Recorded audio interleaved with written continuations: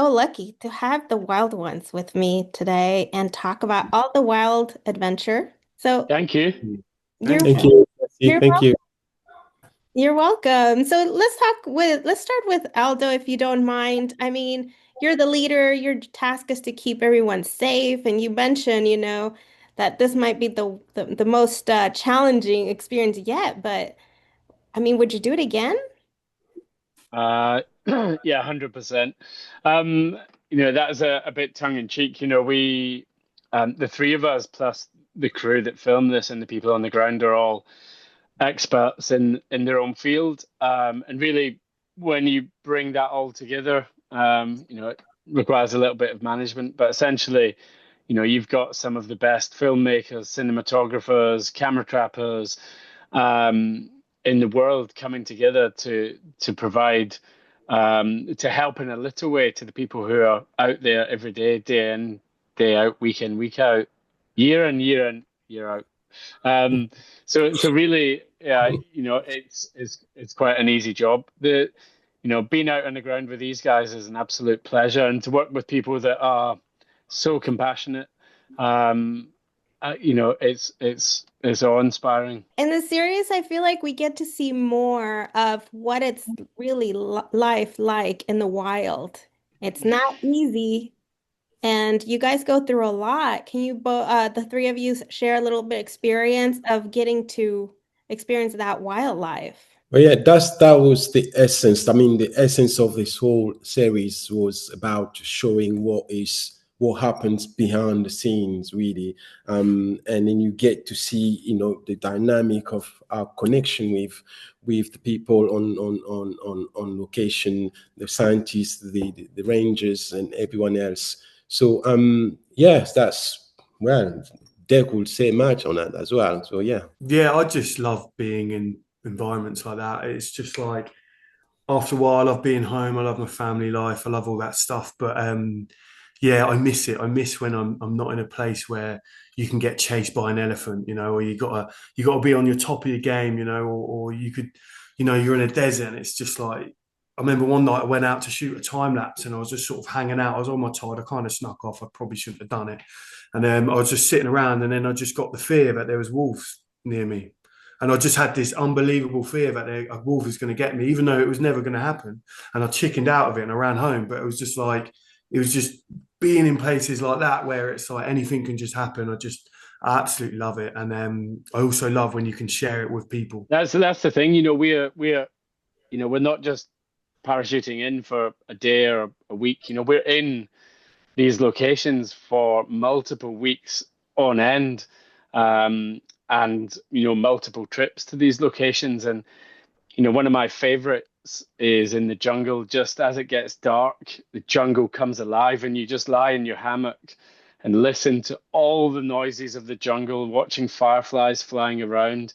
The different cicadas have different times where they start to kick in. You can set your watch by them, and you become feral, you become part of that environment, and we're not separate as human beings from the environment. We like to separate ourselves. I'm a little selfish. I love cats, so we're gonna talk about episode of tigers and leopards.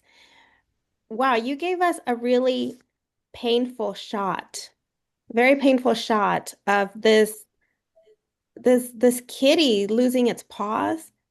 I mean, Hmm. that's very heartbreaking. And showing us that, was there something more that you got to see that was equally as painful? There was a shot of a bear, which never made the cut.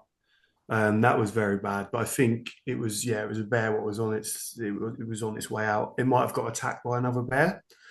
But yeah, that's an image what will always stay with me. And a few times the production team would always set me up. They'd be like, "Right, Deck, you're going to watch some footage." And so I'd watch some footage, and like that tiger, I did not expect to see that. The tiger was caught in a snare, and there was a bear shot, and but it just makes an image like that will always stick with you, and it makes you realize, why are we here? Why are we doing this?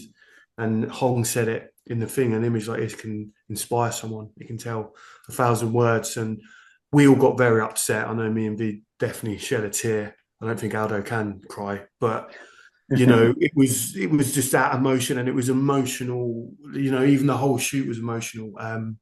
But on the highlight, we got to see a mother with a cub, three cubs. So you've got to go through that to get to the other side. And obviously the leopard, incredible. Me and Aldo worked hard to rig that situation up, and we got that shot of a leopard where there's not many, and then V got one up north as well. So it was just, yeah, it was amazing. And yeah, cats are very special, so it's great to get to see them. Well, the tiger episodes, I mean, they say the image tells more than words. So just watching those tigers out there with the missing paws and all that sort of thing, it tells you all. I mean, what struck me the most was I was thinking, well, this very species already struggling, and then look at this one with the missing paw. This very individual might get killed by another one because it lacks one pose. But then I like the fact that the scientists came when the scientists came in and said, "No, he will survive. He will survive. He will do his best."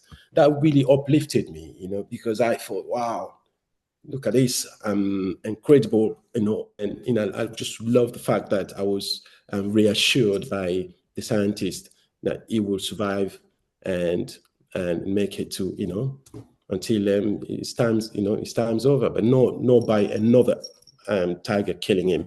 So yeah, And but I was going to say, Nancy, ultimately, that's what separates this series from anything else that's out there, is that you have all this amazing cinematography and you have the amazing people on the ground doing the work, but we're telling the story here. These are critically endangered animals, and just showing pretty shots of the animals doesn't do it any justice, doesn't do the animal any justice, and people seeing actually what the real problem is on the ground in real time is key here, because that's what will motivate people to take action.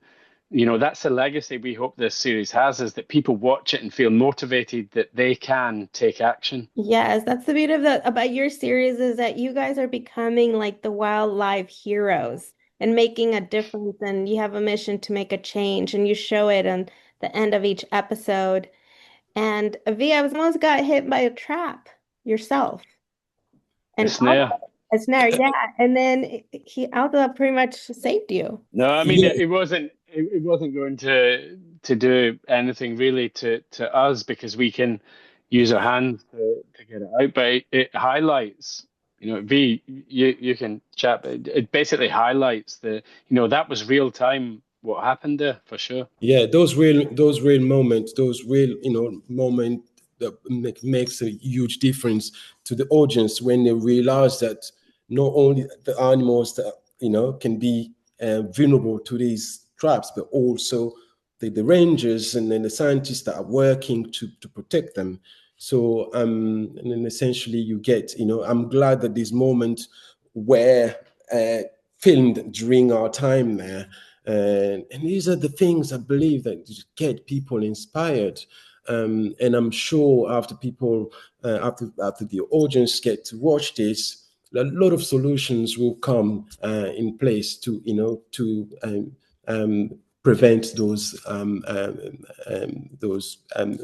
as art moment for the not only for the tigers, but also for the rangers and the scientists. Well, besides getting to see the lions and leopards, can you tell me about the highlights that you had in the other episodes?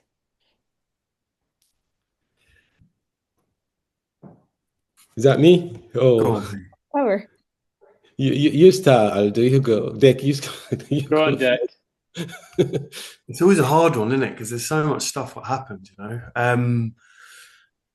think if I go down the camera trap route, like camera trapping is its own puzzle, it's its own sort of thing. So when you do get a shot and you get like a shot what can make a difference, like the bear and its cub, the tiger and its cubs, or even I remember when we spent hours setting up the scratch rock, and we got to get the two bears together, which could be like a couple, So I suppose for me, it's those moments where you can get a shot, an image, and then you can show it to the people who have studied there, you know, and they haven't seen this animal like that in an image like that. It's incredible. But also, I just loved just hanging out with everyone, you know, these two guys, the production, you know, the Rangers, anyone, just the scientists just hanging out, absorbing the energy, and that's what I loved. It's just like I felt like as the shows went on and shoots became like we started to come to the end of the shoot, we all had this buzz that we're making something different here.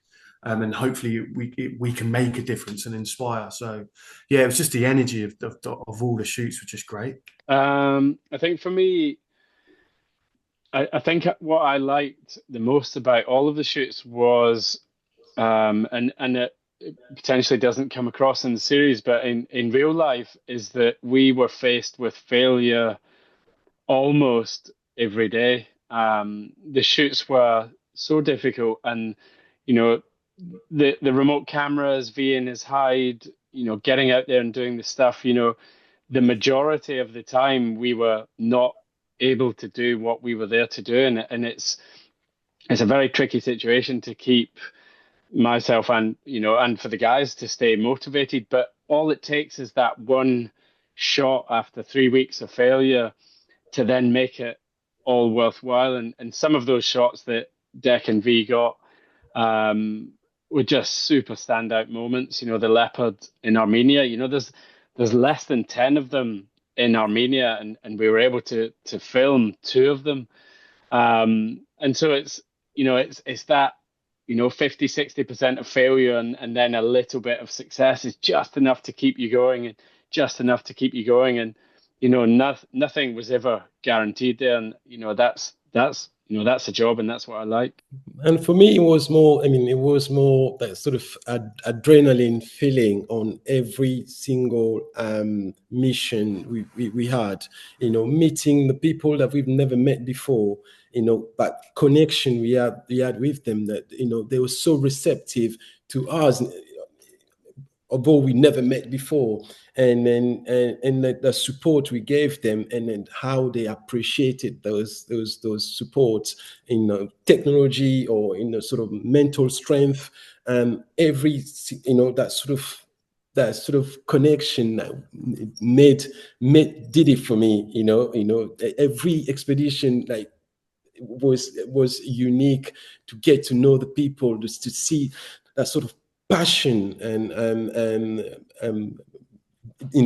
beneath what they're saying, and that sort of and strength beneath that, and especially Alec in Armenia. That guy made me cry so much, because he's been working for this, for this very specific project, to 20 years or 25 years, but never seen a leopard in his life. That was the first time he got to work with a team that giving him so option on how to see the leopards, and just the joy on his face just made me really got me. And also the boys and the community in Gabon, this first time all of us witnessing the wild gorillas. I filmed gorillas in the past. I've never actually seen a wild gorilla or a wild troop of gorillas. Never. And now that those moments are unforgettable. It just it did it all for me. Well, thank you for sharing them with us. And I hope maybe Apple TV eventually, with all your footage, plays it in one place, and it can be like therapy for us. Thank you, Nancy. Nancy. Thank you. Thank you so much. Congratulations. Bye-bye. Thank you. Take care.